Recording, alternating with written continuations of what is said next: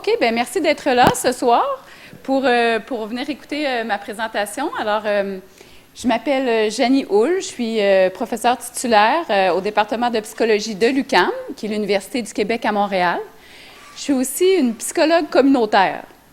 Je ne crois pas qu'il y a de psychologue communautaire en France. En fait, il y en avait un, puis on l'a recruté chez nous. Il est rendu prof chez nous, à l'UQAM. Alors, brièvement, la psychologie communautaire, dans le fond, à la différence de nos collègues qui font plutôt de la psychothérapie, qui tentent de traiter les personnes qui ont développé des problèmes de santé mentale, les psychologues communautaires, nous, on tente plutôt de changer les environnements afin que les gens évitent de tomber malades. On est plus dans la promotion de la santé, dans la prévention aussi, et on essaie d'être des agents de changement social plutôt que des agents de changement individuel. Alors, vous allez voir, le contenu de ma présentation d'aujourd'hui va peut-être en choquer un peu certains. On fait le type de recherche qu'on fait au laboratoire puis à la chaire, parce que là, je suis nouvellement titulaire d'une chaire de recherche sur la réduction des inégalités sociales de santé. C'est vraiment de la recherche très active. C'est de la recherche-action participative, carrément, presque de l'activisme, comme on dit certains à Toulouse hier. Alors, je vous prie de m'écouter avec ouverture, puis après, moi, je suis toujours ouverte aux commentaires, aux réactions, aux discussions. Ça va me faire plaisir d'échanger avec vous.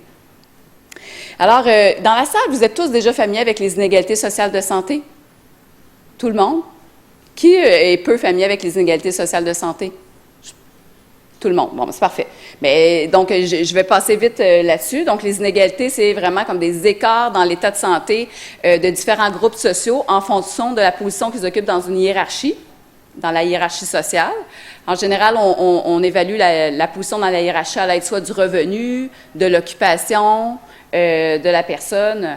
Et donc, les inégalités sociales de santé, ce sont des écarts qui sont systématiques. Donc, on les observe dans tous les pays, et aussi pour toutes les causes pratiquement de mortalité. Donc, c'est vraiment un phénomène qui est mondial. On retrouve ça partout, et au Québec et en France. Et elles sont produites socialement par une répartition inégale de la richesse et des ressources. Et puisqu'elles sont produites socialement, la bonne nouvelle, c'est qu'on est capable, en principe, de les diminuer, ces inégalités-là, n'est-ce pas? Ça, c'est toujours en principe. Et il y a vraiment une connotation aussi morale aux inégalités sociales parce qu'elles sont injustes. Toute personne devrait pouvoir jouir de l'état de santé et de l'espérance de vie du groupe social le plus favorisé de sa société, alors que c'est loin d'être le cas. Donc, c'est vraiment une question de justice sociale. Et moi, ça m'habite beaucoup, ça fait partie de mes valeurs comme psychologue communautaire de travailler pour une société qui soit plus juste. Donc, vous êtes familier aussi, bien sûr, avec le gradient social de la santé, c'est-à-dire que plus on s'élève dans la hiérarchie sociale, meilleur est notre état de santé, meilleure est notre espérance de vie, et à l'inverse, plus on descend dans l'échelle sociale, moins bonne est notre état de santé et notre espérance de vie est plus courte. Alors, c'est cette idée que le gradient social de santé, ça nous concerne tous. Alors, ce n'est pas juste les personnes les plus défavorisées versus toutes les autres. C'est vraiment chacun d'entre nous, on est capable de se positionner dans notre hiérarchie sociale et ce positionnement-là a un impact important sur notre santé. Au Québec, on est une petite population de 8 millions à peine de personnes. Et on observe le gradient social d'une manière très forte. Ici, vous avez un graphique sur la mortalité prématurée. La mortalité prématurée, c'est le fait de décéder avant l'âge de 75 ans. Donc, on voit vraiment que plus les personnes les plus défavorisées se trouvent à la droite du graphique. Okay? Donc, plus on est défavorisé et plus on meurt prématurément. Et la différence est du simple au double, entre le groupe le plus favorisé au plan socio-économique et le groupe le plus défavorisé, il y a vraiment 2 fois plus de mortalité prématurée. Donc, c'est vraiment considérable. Ça ici, c'est le graphique sur le suicide. Alors, on observe aussi ce gradient social-là pour les décès par suicide. Donc, plus on s'élève dans la hiérarchie et moins on se suicide. Souvent, on entend dire le suicide, ça concerne tout le monde. Tout le monde peut se suicider, c'est vrai. Sauf que ça suicide beaucoup plus on descend dans l'échelle sociale. Ici, c'est un graphique que vous ne voyez peut-être pas bien, mais en fait, je suis certaine que vous ne voyez pas bien, mais c'est toutes les causes de mortalité au Québec. Donc, ici, on a les cancers. Donc, on voit aussi la différence entre les populations plus défavorisées et favorisées. Le cancer, les maladies cardiaques, les maladies respiratoires, les traumas non intentionnels, donc même les accidents, on peut voir aussi ce gradient-là. À Montréal, ça c'est là où je vis, donc c'est mon île, l'île de Montréal, on observe un écart de 11 années dans l'espérance de vie dépendamment de où on demeure. Hein. Donc, les résidents qui vivent dans le quartier Hochelaga-Maisonneuve, qui est un des quartiers les plus pauvres de la ville, ont une espérance de vie d'à peine 74 ans, alors que les personnes qui vivent seulement 14 km plus loin, hein, dans le quartier Saint-Laurent, ont une espérance de vie de 85 ans. Donc, ça, c'est des données qui ont paru en 2011 dans le rapport du directeur de santé publique de Montréal et qui ont beaucoup, quand même, choqué à l'époque. La bonne nouvelle aussi, puis ça, moi, je trouve que c'est un argument qu'on devrait davantage utiliser pour essayer de convaincre les décideurs et les politiciens d'investir pour une meilleure redistribution des richesses, c'est le fait que tout le monde gagne à vivre dans une société qui est plus égalitaire. Est-ce que vous êtes familier avec ce graphique-là de Wilkinson? Oui? Donc, c'est cette idée qu'il y a vraiment une relation très forte entre l'équité dans un pays, hein, plutôt l'inégalité dans un pays, l'inégalité dans la redistribution des richesses et les problèmes sociaux puis la mortalité prématurée. Donc, Wilkinson et son équipe ont développé un index de problèmes, dans le fond. Et plus le niveau est élevé, donc plus il y a des problèmes dans le pays, les espérances de vie sont plus faibles, il y a beaucoup d'emprisonnement, le niveau de confiance dans la société est faible, etc. Même les troubles mentaux, il y en a plus. Et donc, on voit vraiment une relation qui est vraiment linéaire. Donc, plus les sociétés sont inégalitaires et plus il y a des problèmes. Et donc, est-ce que vous êtes capable de vous douter, c'est qui le champion qui est en haut? C'est qui? Les États-Unis, c'est nos voisins du Sud. Et ce qui est... c'est une société, on est collés, là, mais on ne partage pas la même vision des choses. Le Canada et la France se retrouvent vraiment dans le milieu. Et nous, le Québec, on est la province où on répartit le mieux les richesses au Canada. Bien qu'on a encore beaucoup de travail à faire, là, on est quand même la province où il y a le plus d'équité. Et donc, il y a vraiment un lien très fort entre l'inégalité et les problèmes, mais il n'y a pas de lien du tout par rapport à la richesse du pays. Donc, le revenu national per capita, vous voyez encore une fois, les États-Unis, le revenu est très élevé, hein? Mais les problèmes sont tout aussi élevés, alors que la Norvège, qui a un revenu similaire, hein, le niveau de problème est beaucoup plus bas. Et quand on voit comme ça un nuage de points en statistique, vous êtes des chercheurs dans la salle, bien, ce que ça veut dire, c'est qu'il n'y a pas de relation. Donc, il n'y a pas de relation entre tous les problèmes sociaux, les mortalités prématurées, tout ça, et le revenu per capita dans ce graphique-là. Donc, ce qu'on sait aussi, c'est que, dans le fond, tout le monde gagne à vivre dans une société plus égalitaire, puis à statut social équivalent, c'est préférable de vivre dans une société plus égalitaire. Là, le tableau ici compare la situation aux États-Unis et en Angleterre. L'Angleterre, c'est loin d'être l'un des pays les plus égalitaires au monde, mais il est quand même meilleur que les États-Unis, hein? Et donc, on voit vraiment que les taux de maladie sont plus élevés chez les Américains qui font partie du statut socio-économique le plus élevé. Ils sont plus malades que les personnes qui ont le statut socio-économique le plus faible en Angleterre, sur plusieurs des problèmes de santé qui sont là, comme le diabète, l'hypertension et le cancer. Donc, ça frappe. Et ces analyses-là tiennent même après avoir contrôlé pour plusieurs facteurs de risque, dont le tabagisme et la consommation d'alcool et l'obésité. Donc, ça, c'est des données qui ont été publiées en 2006 par Banks. Le concept de prévention relative est aussi intéressant. C'est un concept qui a été avancé notamment par Amartya Sen, qui disait, dans le fond, que c'est pas ce qu'une personne a qui est vraiment important, c'est ce qu'elle est capable de faire avec. OK? Et lui, souvent, justement, il dit qu'une privation relative dans l'espace du revenu peut se traduire vraiment par une privation absolue dans l'espace des capacités. Ce que ça veut dire, c'est que...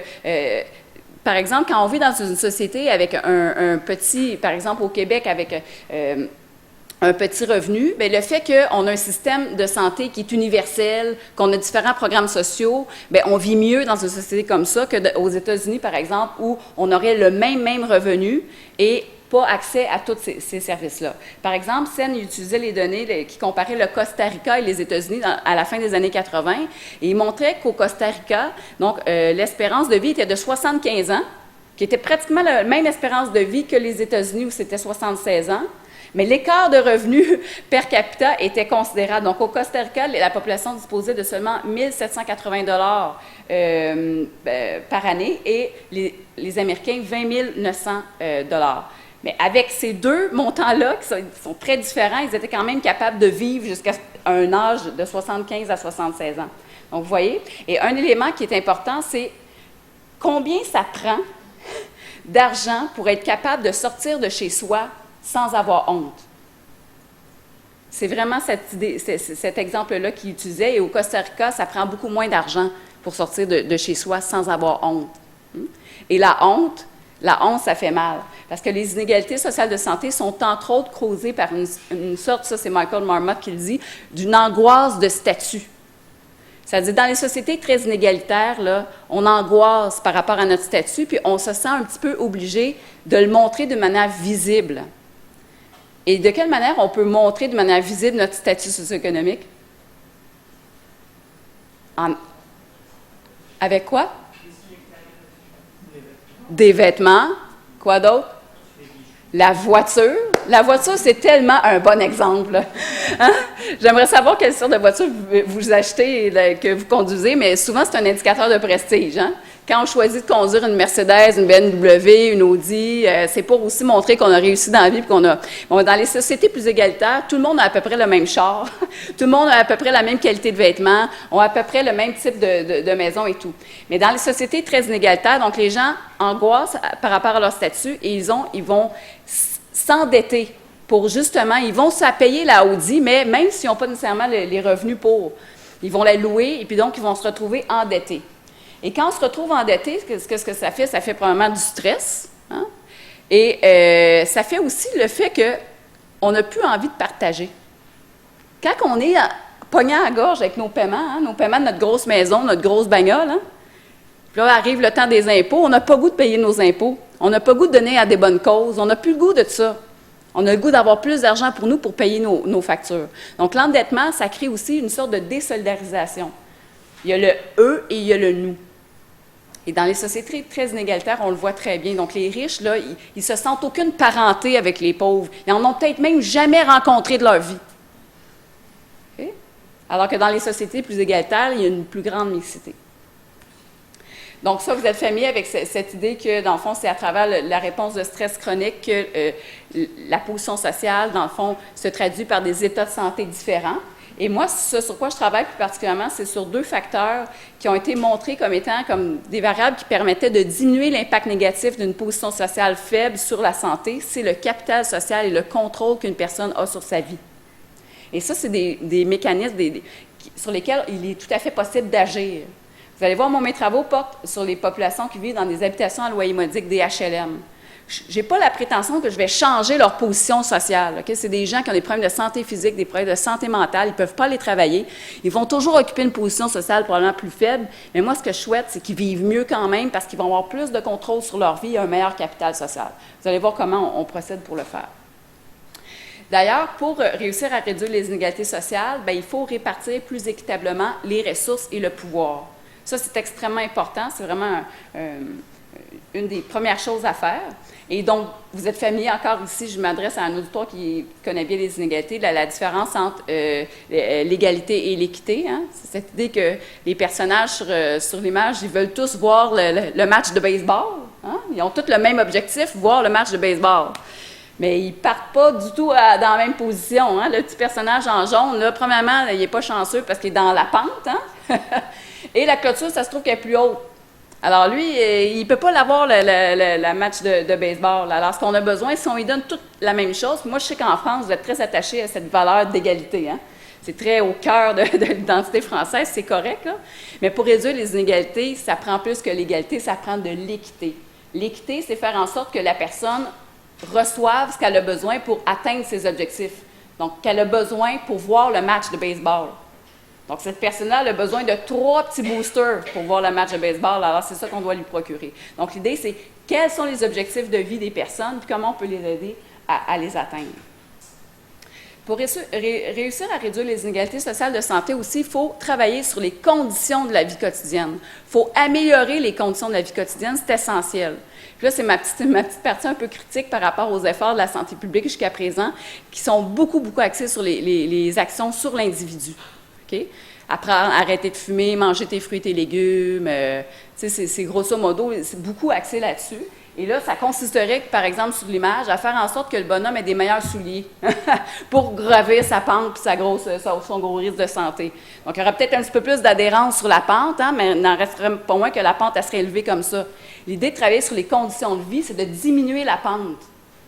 Les conditions de vie, c'est les conditions dans le quartier, l'accès à des loisirs, à une bonne alimentation saine, à un emploi de qualité, à un revenu décent, à un logement qui a du bon sens et qui répond à nos besoins. Puis l'accessibilité aux services de santé, c'est un seul des déterminants, ça. Puis pourtant, on met tellement d'efforts actuellement là-dessus. Donc moi, mon propos, c'est d'essayer aussi de diversifier nos cibles de changement, puis pas toujours juste travailler sur le service de santé puis sur des comportements individuels. Donc, il faut être capable d'essayer de changer les déterminants structurels aussi des inégalités.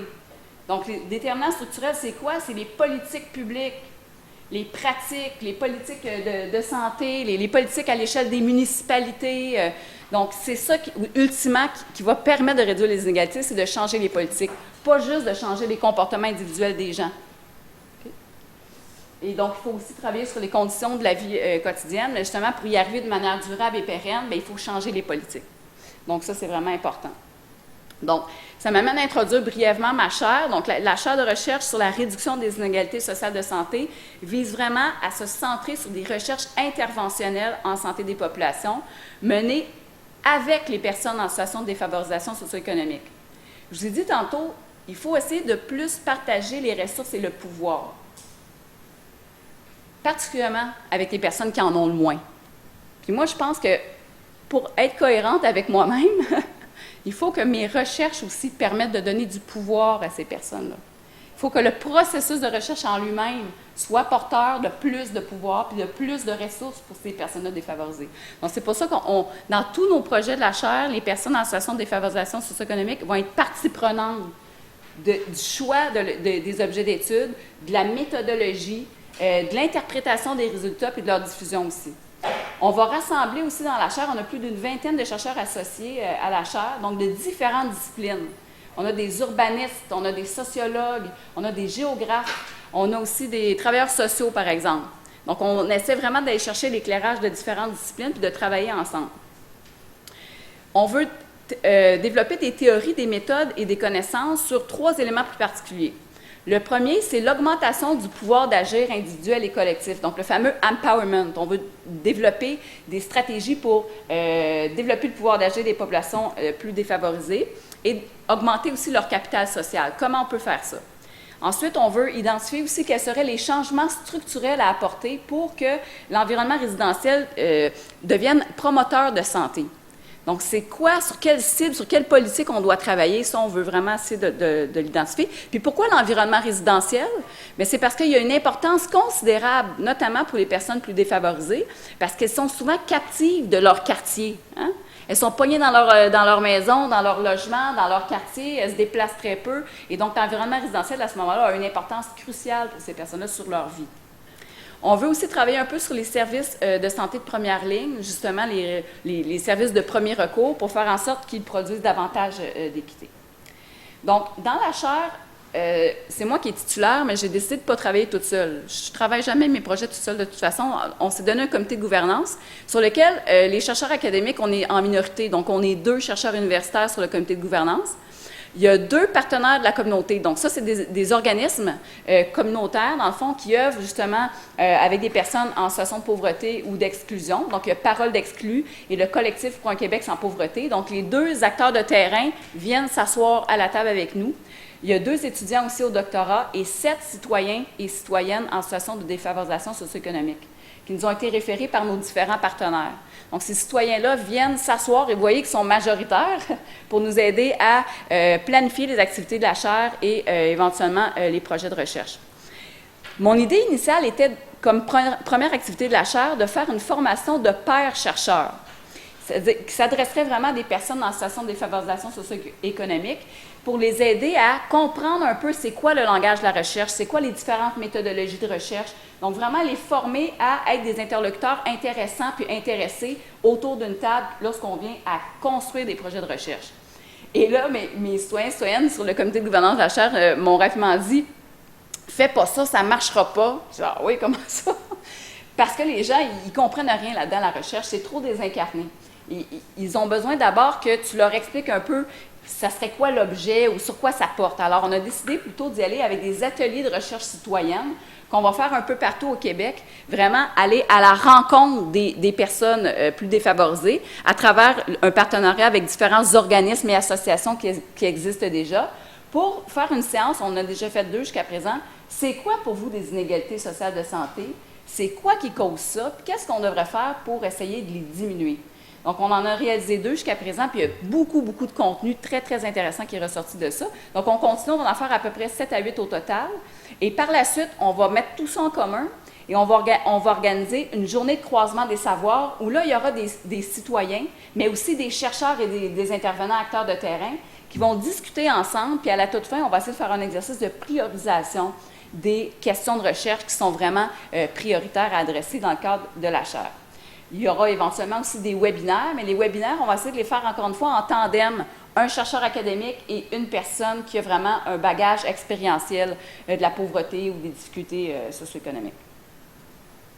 Alors, il y a 2 projets qui sont en cours que je réalise depuis bien avant l'obtention de cette chaire-là, puis j'ai envie de vous les partager un petit peu brièvement pour ouvrir ensuite la discussion sur comment on peut faire ça de la recherche avec les personnes premières concernées. Donc, les 2 projets, dans le fond, c'est 2 projets qui s'inscrivent dans un de mes rêves, dans le fond. Moi, il me reste peut-être 20 ans, 22 ans à travailler, j'ai l'impression. Puis ça, vers quoi j'aimerais avoir pu faire une contribution, c'est le fait que les habitations à loyer modique deviennent des endroits promoteurs de santé et d'équité le plus possible.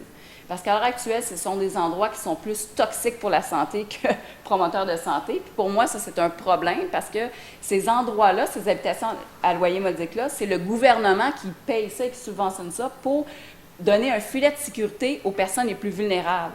Alors, on les construit, on les administre, et donc on doit s'assurer qu'ils soient promoteurs de santé aussi et non pas toxiques pour la santé. Donc, les locataires en habitation à loyer modique au Canada, il y en a plus d'1 million. Donc, c'est des personnes qui non seulement vivent avec un faible revenu, mais en plus doivent, parce qu'il y a une pénurie de ces logements-là, avoir différents problèmes de vulnérabilité supplémentaires. Par exemple, des problèmes de santé physique, des problèmes de santé mentale, de la monoparentalité, des problèmes de consommation, toutes sortes de problèmes. Donc, ces gens-là obtiennent un logement en habitation en loyer modique. Ces habitations-là sont situées dans des petits quadrilatères, hein, très, très visibles au milieu des quartiers. On les voit très bien, les habitations en loyer modique. Et donc, ces milieux de vie-là, il y a une très forte concentration de personnes qui ont plein de difficultés et de vulnérabilités, qui vivent collées ensemble dans des petits logements qui ont été mal construits, pas bien insonorisés, mal ventilés. Je disais tantôt à Linda que la ventilation est commune. Fait qu'essayez d'arrêter de fumer dans ce contexte-là. Si vous arrêtez de fumer, vos voisins ils fument, ça va sentir quand même la fumée de cigarette chez vous. Bon. Alors, donc, c'est ça le contexte. Puis, les locataires en HLM, dans le fond, c'est des familles, c'est des personnes seules, puis c'est des personnes âgées. Et leur espérance de vie, bien sûr, elle est plus faible que celle de la population générale et ils ont plus de maladies physiques et mentales. Et ce qu'on a constaté dans nos travaux d'enquête, dans le fond, c'est que leur état de santé auto-rapporté est même plus faible que les personnes qui appartiennent au quintile de revenus le plus faible. Donc, par exemple, chez les personnes qui ont les revenus les plus faibles au Québec, il y en a 44 qui vont dire qu'ils évaluent leur santé comme étant excellente ou très bonne, mais c'est seulement 34 chez les populations vivant en HLM. Donc, on voit vraiment que c'est une population en grand besoin. OK. Ce sont des personnes, si je vous ai dit, les habitations à loyer modique sont très visibles dans le milieu des quartiers. Il y en a partout dans les différents quartiers. Il peut y avoir un plan d'ensemble HLM dans un quartier favorisé, là. Et il y a des petites clôtures, on les appelle les clôtures de la honte, là, qui ceinturent tout le plan, là. Et donc, les gens qui vivent là, ils sont très stigmatisés par la population. Les enfants aussi dans les écoles et tout. Ils vivent énormément d'impuissance, hein, parce que ce n'est pas leur premier choix d'aller vivre en HLM. Hein, s'ils avaient vraiment le choix, il y aurait probablement un petit bungalow avec une cour et une piscine creusée, ou en tout cas, je ne sais pas, un beau condo dans le centre-ville. Mais non, ils sont pognés en HLM. Et ils ne peuvent pas choisir leurs voisins, ils peuvent pas choisir leur appartement, ils ne choisissent pas tous les nombreux règlements auxquels ils doivent faire face. Et ils n'ont pas d'accès direct à leur propriétaire, comme habituellement les gens qui louent des appartements, parce qu'ils ont un numéro de téléphone à composer pour n'importe quelle difficulté qu'ils rencontrent, n'importe quelle plainte. Et là, après, ils attendent, les personnes les rappellent. Donc, ils vivent énormément d'impuissance. Puis moi, j'ai constaté un peu, je suis ici, là, une sorte de résignation acquise. C'est-à-dire qu'ils ont essayé de s'en sortir, ils ont essayé toutes sortes de choses, mais ça n'a jamais fonctionné. Et là, ils sont comme un peu résignés. Alors, ça, c'est difficile de faire de l'empowerment avec des populations qui sont vraiment très impuissants comme ça. On y arrive, mais c'est plus long. Et c'est des personnes qui sont souvent exclues du marché du travail, exclues de plein de choses. Par exemple, ils n'ont pas l'Internet. Hein? Puis il se passe tellement de choses sur Internet aujourd'hui que quand tu es exclu de l'Internet, tu manques bien des choses, exclu de différents environnements. Alors, le premier projet Flash sur mon quartier a été financé en premier en 2014. On a du financement jusqu'en 2021. C'est financé par le Conseil de recherche en sciences humaines du Canada. Donc, au Canada, on a 2 grands organismes subventionnaires, un pour les sciences humaines puis l'autre pour la santé. Donc, ça a été financé via les sciences humaines. Et on a déjà publié plusieurs articles, dont le protocole, si ça vous intéresse, dans BMC Public Health. Donc, c'est une recherche-action participative. Là, j'essaie d'ouvrir ma bouteille d'eau parce que j'aurai plus de voix dans quelques secondes. OK. Une recherche-action participative qui vise vraiment l'amélioration de l'environnement résidentiel. Donc, notre cible, c'est pas notre cible ultime, c'est que les gens soient plus heureux, hein, qu'ils vivent plus de bien-être, mais notre cible plus directe, c'est l'environnement résidentiel. On est implanté actuellement dans 6 villes à travers la province, des grosses villes comme Montréal, Trois-Rivières ou Gatineau, puis des plus petites villes comme Cowansville, Saint-Hyacinthe. On s'est assuré aussi d'avoir une grande diversité dans les types de plans d'ensemble, donc des plans d'ensemble famille, des plans d'ensemble juste pour les aînés, des plans d'ensemble pour juste des personnes seules. Il y a juste des studios. Et donc, quand tu es une personne seule et tu vis en HLM, souvent, c'est parce que tu as des difficultés importantes de santé mentale ou de santé physique. Donc, notre démarche, nous, quand on arrive sur un site, ça se déroule sur 4 années. Okay? C'est une démarche progressive de développement du pouvoir d'agir collectif. Et on commence toujours par le recrutement et la formation de locataires-chercheurs. Donc, l'identité de locataire-chercheur est très importante. Parce que lorsqu'ils viennent s'asseoir autour de la table, ils doivent dépasser les revendications personnelles, hein, pour se centrer sur le bien-être collectif, le bien commun, dans le fond. Donc ça, c'est une identité qui se forge à travers le temps et qu'on travaille beaucoup avec eux. On leur donne de la formation sur différents sujets, différents aspects. Et par la suite, on les amène dans une phase qui était trop longue. Avec le recul, on constate que c'est beaucoup trop long. Il aurait voulu, les chercheurs, qu'on passe à l'action, les locataires, qu'on passe plus vite à l'action. Mais une phase d'évaluation des besoins et des forces. On travaille beaucoup avec une approche axée sur les forces. Donc, on procède en 3 étapes. On commence par un photo voice. Est-ce que vous connaissez cette méthode de recherche-là? Oui. Donc, non. Bien, ça consiste à donner des appareils photo. Il y a des locataires qui n'avaient jamais touché d'appareil photo de leur vie. OK? En 2014, à l'époque, là, quand même, ça. Et donc, à leur donner un appareil photo, et là, ça se déroule sur 8 semaines au total. Ils doivent aller prendre des photos sur qu'est-ce qui, dans leur environnement résidentiel, leur procure du bien-être et qu'est-ce qui nuit à leur bien-être dans leur environnement résidentiel. Donc, ils vont, et à chaque semaine, ils se rencontrent en groupe, ils partagent leurs meilleures ou leurs 2 meilleures photos, ils en discutent. Et à la fin de ça, ils doivent organiser une exposition publique. Donc, ils font aussi, je vais vous montrer l'image suivante, ils font l'analyse thématique des photos. Donc, on leur enseigne à thématiser les différentes photos. Et par la suite, ils organisent une exposition publique. On fait affaire, nous, avec une compagnie de graphistes professionnels pour produire vraiment des panneaux d'exposition professionnelle. Et pour chacune des photos qu'ils ont choisies, ils doivent rédiger une légende. Et là, leur consigne, c'est parler aux décideurs. Parlez aux autres citoyens de la communauté. Qu'est-ce que vous voulez leur dire à votre sujet? Qu'est-ce que vous voulez revendiquer? Et donc, l'exposition publique a lieu dans, par exemple, une bibliothèque, la bibliothèque du quartier, ou dans un lieu prestigieux qui est fréquenté par les citoyens du quartier. Et elle est là pendant au moins 1 mois de temps. Et on organise un vernissage où là sont conviés le maire, le député, les partenaires de la communauté et bien sûr tous les locataires du plan d'ensemble. Et là, il y a des locataires qui ont été capables de prendre la parole. Il y en a plusieurs qui disaient que c'était la première fois qu'ils prenaient la parole publiquement depuis le secondaire, quand ils faisaient des exposés oraux en avant de l'enseignante. Alors, c'était toujours un beau moment très festif. Il y a eu plus de 60 locataires-chercheurs de recruter et d'impliquer à cette étape-là du Photo Voice. OK?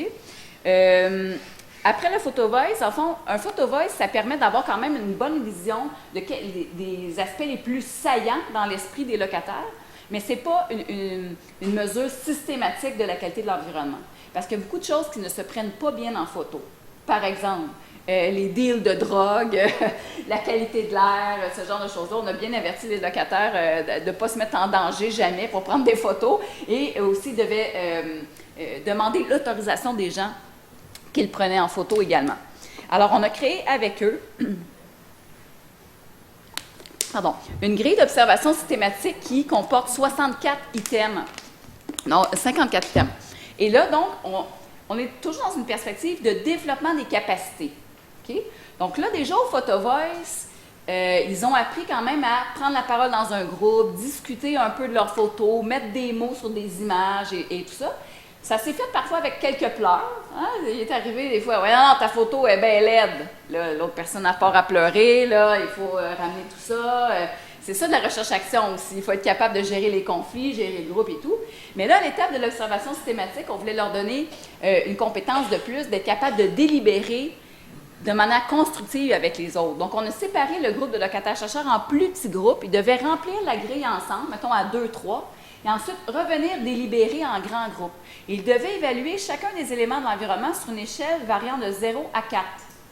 Et là, lorsqu'ils arrivaient en grand groupe, chaque petit groupe donnait sa cote. Et là, ben, ils s'ostinaient. Oui, moi, j'ai dit 3, puis j'ai dit 2, puis là, ça commençait à monter. Hein? Mais là, donc, nous, on était toujours en train de faire un peu du modeling, montrer comment exprimer ça de manière constructive et tout.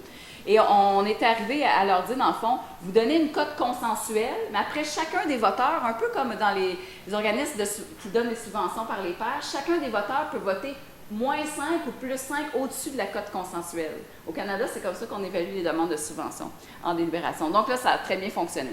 Et donc, à chacun des éléments, ils doivent donner une cote, mais en plus, donner des commentaires plus qualitatifs pour justifier cette cote-là.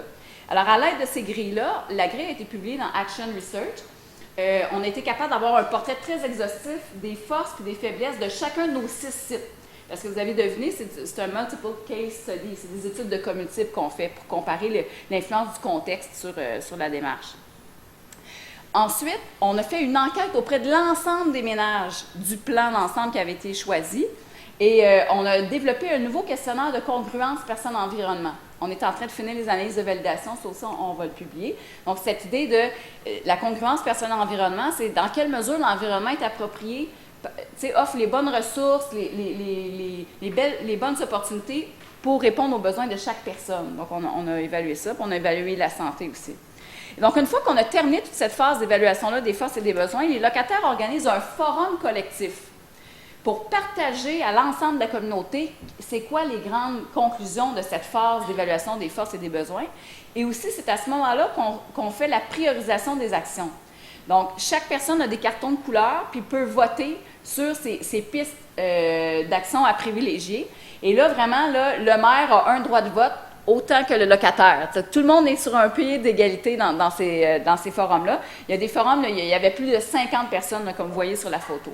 Donc ça, c'est un moment aussi très festif pour célébrer qu'est-ce qui a été accompli jusqu'à présent.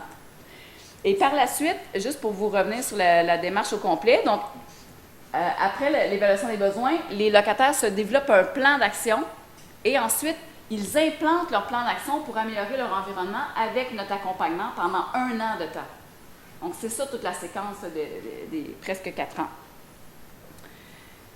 Et donc, les sites, je n'entrerai pas beaucoup dans le détail là-dedans, je vous ai dit déjà qu'ils étaient variés, tant dans la grosseur du site, il y a des sites, il y avait quasiment 400 ménages qui vivaient là, des sites plus petits, mais il y a des familles, des aînés, puis aussi des configurations différentes. Des fois, c'est des grandes tours, d'autres fois, c'est des plus petits immeubles. Donc, on regarde tout ça aussi, l'effet de ça sur le bien-être. Parmi les principaux besoins exprimés par les locataires, dans le fond, il y avait beaucoup des besoins de sécurité. Dans ce site-là, souvent, il y a des attroupements, puis, donc, manque d'éclairage, ce genre de choses-là, ça a été mentionné. Problèmes de propreté, d'entretien, d'intimité, le fait que, dans le fond, les logements sont très peu insonorisés, donc on entend tout ce que le voisin fait, c'est très dérangeant. Le fait qu'il n'y a pas d'activité puis d'opportunité de s'impliquer socialement. Donc, ils sont pognés là, sans rien à faire, sans possibilité de se valoriser, de mettre leur talent en contribution. Donc, ça a été relevé dans tous les sites. Et souvent, le manque d'espace de convivialité. Par exemple, à Montréal, il y avait le site, il y avait plusieurs immeubles avec un grand terrain vert tout autour et rien à l'intérieur pour s'asseoir, pour discuter, aucun espace de convivialité. Alors ça a été perçu négativement. Et l'accès aux services de santé, ça a été mentionné seulement dans 2 sites comme étant quelque chose qu'il faudrait travailler. Donc, vous voyez que ce n'est pas la préoccupation la plus saillante pour ces gens-là. Par contre, dans les forces, partout, ils ont mentionné l'accès à de la nature et à des parcs pour le bien-être. Ça, c'est fondamental. Partout, ils ont mentionné ça. L'accès à des commerces de proximité, à différents services aussi. L'apparence extérieure du HLM. Quand l'HLM est beau, ça les rend fiers d'habiter là, plutôt que quand il est tout décrépit. Et c'est seulement dans les 2 plus petites villes, donc Saint-Hyacinthe et Cowansville, que les locataires ont mentionné qu'une des forces, c'était le bon voisinage, que les gens, il y avait comme un petit esprit agréable, un bon climat. Dans les villes plus grosses, le climat était pas bon, c'était d'ailleurs un aspect à travailler. Donc, ensuite, on les forme à se donner un plan d'action, on les sensibilise à c'est quoi un objectif SMART. Hein? Et donc, on les accompagne dans tout ce processus-là. Je vais vous donner quelques exemples d'améliorations concrètes qu'on a réussi à produire dans Flash. Tout d'abord, les locataires, ils n'ont aucun moyen de communiquer entre eux. Et donc, ça pose problème parce qu'ils ont envie de communiquer ce qui se passe et de partager leurs trucs et partager qu'est-ce qui se passe autour. Alors, dans un site, ils se sont dotés d'un bulletin d'information. Donc, c'est les locataires qui écrivent les textes. Nous, on les a aidés pour faire le template un peu du bulletin. Dans un site, ils se sont donné une mascotte aussi pour lutter contre la stigmatisation à leur égard. C'est une mascotte qui s'appelle « C'est chouette de s'impliquer ». Puis c'est un locataire qui met la mascotte, puis il va dans les parcs. Nous, dans le fond, on accompagne les locataires dans ce qu'ils souhaitent. On ne juge pas leurs demandes. Eux, ils avaient envie de faire ça, puis ils se sont promenés dans les parcs, puis ils ont distribué des petits dépliants pour sensibiliser la population au fait qu'eux, ils vivent en HLM, ils participaient beaucoup, puis s'impliquaient comme citoyens. Ils se sont donné une brigade de propreté, des boîtes à suggestions.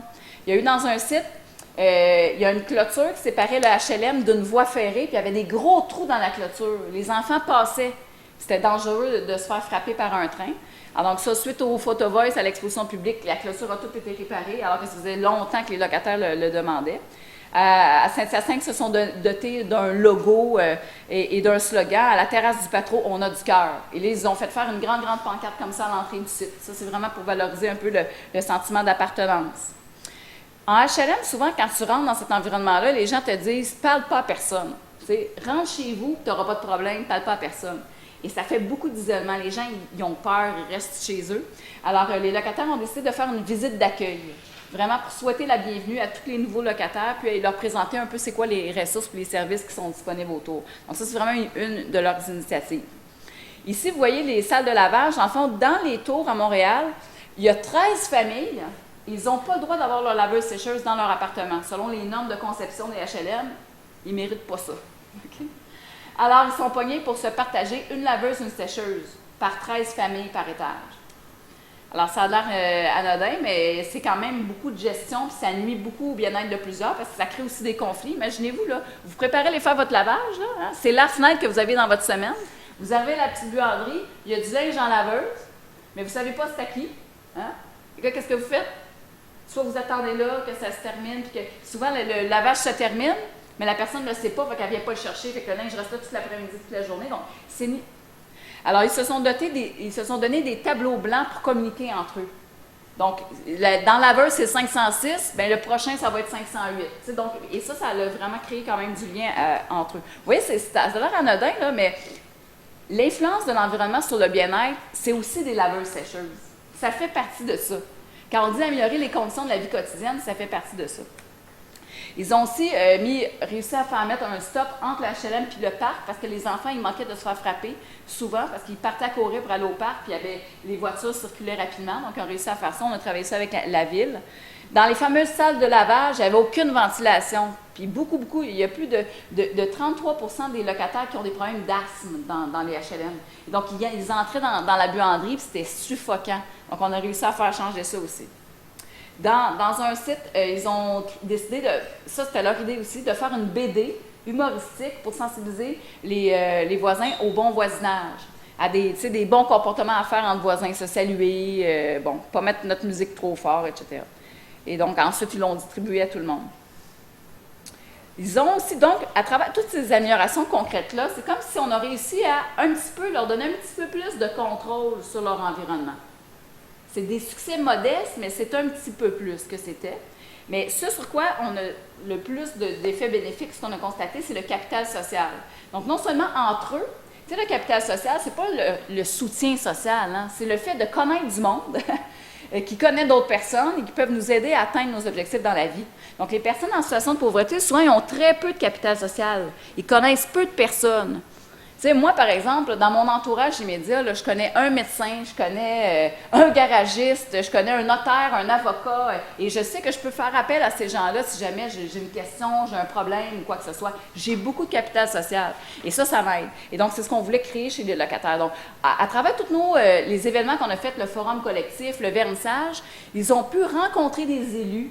Ils ont pu rencontrer des intervenants de la communauté, des acteurs de terrain et tout ça. Donc, ils connaissent plus de monde. Ils sont capables de faire appel à ces gens-là pour les aider à atteindre leurs objectifs. Donc, c'est des exemples concrets qu'on a faits. Et ils ont vraiment un sentiment aussi de fierté individuelle et collective. On leur remet, nous, après chacune des étapes, une belle attestation de participation sur du papier, là, cartonné et tout ça, en couleur. Et pour plusieurs des locataires, c'est extrêmement important, ça. Ils les mettent sur leur mur chez eux. Tu rentres chez eux dans le salon, c'est toutes les attestations de participation citoyenne de Flash. Et dans les attestations, ils sont vraiment, leur nom est écrit dessus, combien d'heures ils ont fait, quelles tâches ils ont effectuées. C'est vraiment pour montrer vraiment que c'est un travail sérieux puis concret qui a été fait. Et en 2017, on avait fait un bilan des accomplissements pour une année. Il y avait eu plus de 2231 heures d'implication citoyenne sur le site. Donc, c'est considérable avec toutes sortes de réalisations. Par contre, c'est sûr qu'il y a des défis importants à relever. On est loin d'avoir tout réglé les problèmes, hein, parce que la mobilisation citoyenne comme ça, c'est quelque chose qui varie dans le temps, particulièrement chez des populations qui sont plus vulnérables, parce que les différents aléas de la vie, la maladie, les problèmes dans la famille et tout ça, ça fait en sorte qu'ils ne peuvent pas toujours assister aux rencontres de manière assidue. Mais nous, il n'y avait aucun problème avec ça. On leur disait, vous venez quand vous pouvez, puis vous allez toujours être accueillis favorablement, avec enthousiasme même, mais sentez-vous pas de pression à être obligé d'être là tous les jours. Fait que parfois, des fois, les réunions, il y avait 2 locataires, d'autres fois, il y en avait 15. Tu sais, ça variait comme ça.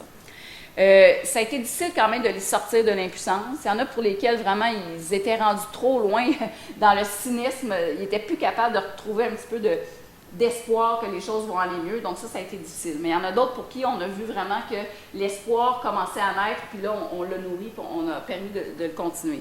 Il y a eu des conflits entre les locataires. Donc, quand on fait de la recherche-action, il faut être prêt, être capable de gérer les conflits. C'est quelque chose qui est important. Mais un des pires obstacles qu'on a rencontrés, c'est l'espèce de lourdeur bureaucratique de ces gros organismes-là qui gèrent les HLM et des décisions arbitraires qui sont faites par des cadres intermédiaires. Dans un des sites, par exemple, les locataires souhaitaient avoir un présentoir à circulaire. Tu sais, les circulaires, en tout cas, nous, au Québec, on a ça, les marchés d'alimentation, ils produisent ça à chaque semaine pour dire c'est quoi les spéciaux. Puis tu as des coupons à l'intérieur que tu peux présenter pour faire des économies. Okay? Donc, les personnes en situation de pauvreté utilisent beaucoup ça pour planifier leur épicerie, pour faire des économies et tout. Bon, bien, ça, c'est distribué dans des sacs en plastique. Tous les circulaires sont rassemblés ensemble. Bon, bien, il y a quelqu'un sur le site qui volait tous les circulaires pour utiliser ça pour ramasser les excréments des animaux. Alors là, les locataires se plaignaient qu'ils n'avaient pas accès à leurs coupons pour faire les économies. Et donc, pendant 4 ans, on a demandé au patron qui gérait le site lui-même de leur donner un présentoir à circulaire comme il existait dans plein d'autres HLM, parce qu'à ce moment-là, tu n'as plus besoin de sac. Tu as le circulaire que tu peux prendre individuellement comme ça. Mais il a toujours dit non. Puis, ils ont voulu avoir des tables à pique-nique ou des bancs. Encore une fois, il y a plein d'autres HLM qui ont des tables à pique-nique et des bancs. Là, lui, il a dit non. Encore, donc, ça a frustré énormément les locataires et nous, et c'est ce qui nous a amené à faire le projet Synergie, dont je vais vous glisser quelques mots dans quelques minutes. Mais un autre défi important, c'est l'idée de la pérennité, parce que nous, on travaille la pérennité dès qu'on commence, c'est-à-dire comment que ça va pouvoir se poursuivre quand on va être parti, parce qu'on sait que comme équipe de recherche, on est là de manière transitoire dans la vie de ce milieu-là, et qu'on ne veut pas les laisser tomber à la fin. Donc, on était à chaque fois capable de faire en sorte qu'il y ait un autre organisme qui s'occupe ensuite de l'animation flash sur le site sans nous. Donc, ils ont vraiment pris le relais et donc, ça continue les activités à se poursuivre, même si la recherche est terminée dans 2 des sites. Donc, Synergie, c'est le même objectif que Flash, sauf que là, on travaille autrement. J'étais tellement frustrée par les cadres intermédiaires qui nous mettaient des bâtons dans les roues que j'ai dit là, on va travailler autrement, on va faire venir là, ce que j'appelle les big boss. Je dis, autour de la table, il va y avoir nos locataires, mais il va y avoir aussi le maire, donc le maire de l'arrondissement, le PDG du centre de santé local, la directrice de l'office au complet, pas son corps d'intermédiaire, je veux la PDG en haut, et aussi la directrice de la table de quartier de concertation. Ça, c'était comme un gros fantasme. Quand j'ai fait la demande de subvention, c'était un concours extrêmement compétitif au Québec, c'était le concours Audace. C'était pour des projets de recherche à haut risque. Je dis, OK, on va essayer, on va envoyer ça.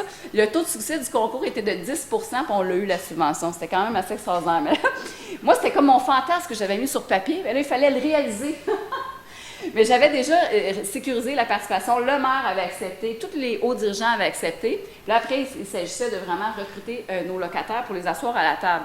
Et là, ça a été plus long que prévu. Ça nous a pris 1 an de préparation de nos locataires.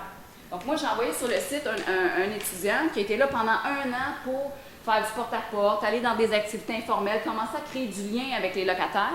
Parce que si on avait commencé le projet de manière prématurée, il y aurait eu très peu de personnes qui seraient venues. Donc, quand on l'a lancé officiellement, après presque 1 an de terrain, il y avait 30 locataires qui se sont rassemblés. Donc, ça, c'était important.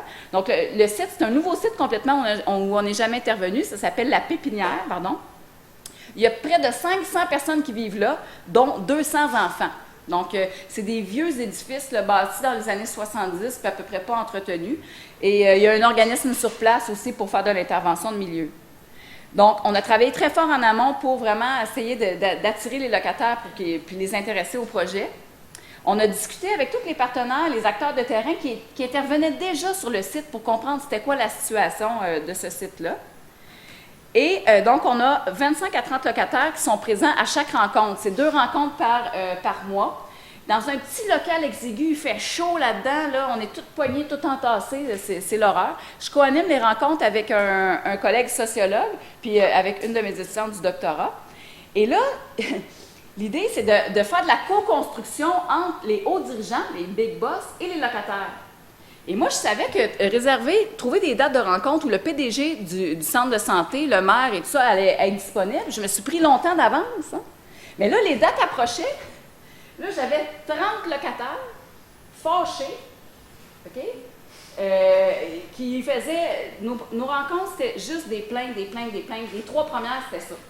Mais c'est comme s'ils avaient tellement besoin de verbaliser leur situation, de mettre des mots sur ce qu'ils vivaient, puis de constater que « Hey, toi aussi, tu vis ça? Ah oui? » De passer du « je » au « nous ».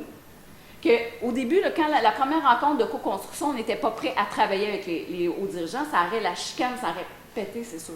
Donc, ce qu'on a fait, c'est plutôt que ça, c'est certains de nos locataires, on les a fait travailler après en sous-comité. Mais là où je veux en venir, on a essayé de préparer nos hauts dirigeants aussi. C'est quoi vos craintes? C'est quoi vos attentes? Il y en avait qui avaient peur d'être les gros méchants, tu sais, parce que l'idée, je leur ai dit, là, vous engagez à faire quelque chose de nouveau que vous n'avez jamais fait. Il faut innover. Là. Si vous venez autour de la table, là, il faut que vous soyez dans cette disposition d'esprit-là. Là, il y en a qui ont dit, oui, mais ça nous fait peur, on ne sait pas où que ça va s'en aller. Je dis, ben non, c'est un peu ça l'idée, c'est les locataires qui vont nous dire ce qu'ils veulent. Fait que là, je ne peux pas vous dire où est-ce qu'on s'en va pour le moment. Fait qu'il faut être capable de vivre avec cette incertitude-là. Et donc, la première rencontre avec les hauts dirigeants, on a fait un petit livret pour présenter chacun des hauts dirigeants où il y avait des questions plus personnelles sur leurs enfants, leurs voyages, leurs films préférés, tout ça, juste pour un peu les humaniser, pour commencer, parce que tout des vestons cravates, OK? Et là, la première rencontre a été assez cool parce que ce qu'on a fait, c'est que quand les gens arrivaient, on leur collait leur nom sur leur chandail, seulement le prénom et leur animal totem. Alors là, le maire, quand il est arrivé, je dis, bon, Pierre, je dis, il faut que tu me donnes ton animal totem. Je dis, qu'est-ce que tu veux dire? Bien, l'animal qui te représente le plus. Là, il dit, attends, faut que je pense. Là. Il était complètement déstabilisé. Fait que finalement, c'est Pierre Castor. Et là, le PDG du CIUS, lui, il était moins déstabilisé. Il était scout quand il était jeune. C'était Sylvain Écureuil. Et donc, la PDG de l'Office d'habitation, la big boss des HLM, elle, c'est Daniel, c'était Lionne. Puis là, il y avait une autre Lionne dans la salle, une locataire. Fait que là, ils ont tout de suite sympathisé ensemble. Et donc, on a fait un tour de table. Et là, plutôt que de dire « Bonjour, moi, je suis Daniel, je suis la PDG de l'Office », c'était « Bonjour, je suis Daniel, je suis une lionne parce que… » Puis elle expliquait, puis le maire « Bonjour, moi, je suis Pierre et je suis un castor parce que… » Et le fait qu'il était maire, ils l'ont juste nommé 3 heures plus tard, à la fin, lorsque c'était la rétroaction finale, bien, il s'est levé, il a dit, bon, ben moi, je suis Pierre Castor, mais aussi je suis le maire de l'arrondissement, fait que j'étais contente d'être ici aujourd'hui, puis ça, fait que c'était vraiment le fun. On a fait une activité où on était tous d'un côté de la salle, puis là, on posait des questions comme, qui a des tatous? Alors là, on a vu que le maire en avait un. et les locataires, et donc, qui aime danser? Là, on a vu que le PDG du SUS, lui, n'aimait pas ça danser, donc c'était assez sympathique. On a fait une visite guidée du site. Donc, les gens étaient séparés en petits groupes. Les locataires faisaient une visite guidée du site avec vraiment des points d'intérêt, comme sur une carte touristique. Les poubelles. Ah ouais, on a tout montré qu'est-ce qu'il y avait sur le site. Et ensuite, on avait travaillé à partir des rencontres qu'on avait faites avec les locataires au début sur des pistes d'action possibles qui s'adressaient à chacun des hauts dirigeants juste pour les interpeller. Et après, on a fait une deuxième rencontre préparatoire avec les hauts dirigeants où là, on a parlé des différentes préoccupations des locataires. Puis là, il y a eu un peu une panique parce qu'il y avait des suspicions de moisissure sur le site. Alors ça, quand il y a la moisissure, la santé publique arrive et c'est assez complexe. Alors ça, ils ont eu un peu peur de ça. Et finalement, on est arrivé à notre première rencontre de co-construction qui a eu lieu il y a quelques jours. Et là, dans le fond, là, j'ai dit, moi, on ne peut pas amener les 30. En plus, la rencontre de co-construction, c'était dans la salle du conseil d'administration de l'hôpital. Tu sais, il y a des micros comme ça autour de la table, tellement qu'elle est grande pour que les gens puissent s'entendre. Et donc, je dis, moi, je ne suis pas vrai, je ne vais pas apporter les 30. Je dis, il faut que vous trouviez des porte-paroles, des représentants. Donc, il y a 7 locataires qui ont accepté de porter la parole de tous les autres. Et là, puis moi, j'avais ça. Ça a pris 7 heures pour les préparer en différentes fois à prendre la parole lors de cette rencontre-là. Puis c'était juste de lire des points qui avaient ressorti des discussions. Donc, mais ça s'est super bien passé. Ils étaient très fiers d'eux. Puis aussi, c'est que les hauts dirigeants ont été touchés. C'est rare qu'ils entendent parler vraiment de la réalité là, concrète, tangible de ces locataires-là. Et donc, moi, je crois beaucoup à ça, le fait de toucher les gens, de les émouvoir pour qu'ensuite ils prennent des meilleures décisions. Et donc là, je vois que le temps a filé, mais simplement, je vais terminer là-dessus, sur 2 barrières. Moi, je pensais avoir retrouvé la solution, parler au big boss. Ben non, parce qu'eux aussi, ils vivent avec des contraintes. Alors là, je vais vous montrer deux contraintes en particulier, c'est des exemples de barrières structurelles. Dans ce site, tantôt, je vous avais parlé d'une tour où il y a 13 familles, une laveuse sécheuse. Bien là, à la pépinière, il y a 36 familles pour une laveuse sécheuse. Vous voyez que ça n'a pas de bon sens? Et là, la situation, pourquoi l'Office ne peut rien faire, c'est parce que le gouvernement l'oblige à sous-contracter à une firme, OK, la gestion de laveuse et sécheuse, et cette firme-là ne juge pas ça assez rentable de mettre des appareils pour ces personnes-là, alors ils n'en mettent pas. Alors, c'est ça la situation actuelle. Donc, vous allez voir que pour réussir à changer cette situation-là, il va falloir aller plus haut que l'Office. Donc, c'est qui a décidé ça? Puis essayer de faire changer ça par la suite. Un dernier exemple, puis j'arrête là-dessus. Les locataires, il n'y a pas de concierge sur place. Fait qu'imaginez, là, il y a 500 personnes qui vivent là, OK? Toutes dans des appartements désuets, ça brise, il y a toutes sortes qui brillent, mais il n'y a pas de concierge pour aller. Donc, quand ils appellent, là, pour une toilette bouchée, par exemple, ça prend de 3 à 5 jours ouvrables pour la faire débloquer. Alors, c'est insoutenable, cette situation-là, ça n'a pas de bon sens, ça crée tellement de colère et de stress pour ces familles-là. Et là, l'Office, de son côté, a dit, je comprends, mais elle dit, moi, je ne peux pas en avoir un concierge résident, parce que le service de conciergerie, c'est l'école bleue de la ville qui sont syndiqués, qui s'en occupent. Puis, aussitôt que tu ramasses un papier, tu n'as pas le droit, ils vont te mettre un grief. Fait qu'ils ne voudront jamais le... Fait que vous voyez, là, il va donc falloir aller travailler ça avec le syndicat de la ville et tout. Donc, les projets permettent de montrer des barrières dans les structures pour ensuite essayer de se développer une stratégie pour les changer. C'est vraiment de cette manière-là qu'on va travailler les choses. Puis, je vous quitterai en vous disant que, dans le fond, on a tous ici dans la salle, un rôle à jouer pour réduire les inégalités, que ce soit même juste dans notre milieu de travail. Okay? Si on est capable, dans notre milieu de travail, de donner plus d'autonomie possible à chacune des personnes, hein, puis de valoriser la contribution de chacun, de renforcer le tissu social, bien, tout le monde, on va tous s'en porter mieux. Okay? C'est l'idée que dans les milieux de travail aussi, il y a des hiérarchies. Il faut essayer de partager le plus possible le pouvoir, puis rétablir un peu les choses, et comme ça, tout le monde va s'en porter mieux. Donc, je vous laisse cette image-là du Nutcracker. Pour réussir à casser les inégalités, il faut soutenir vraiment les communautés, améliorer les conditions de vie, mais il ne faut pas oublier de travailler sur les politiques publiques pour essayer de les changer. C'est comme ça qu'on va réussir à réduire les inégalités. Merci de votre attention.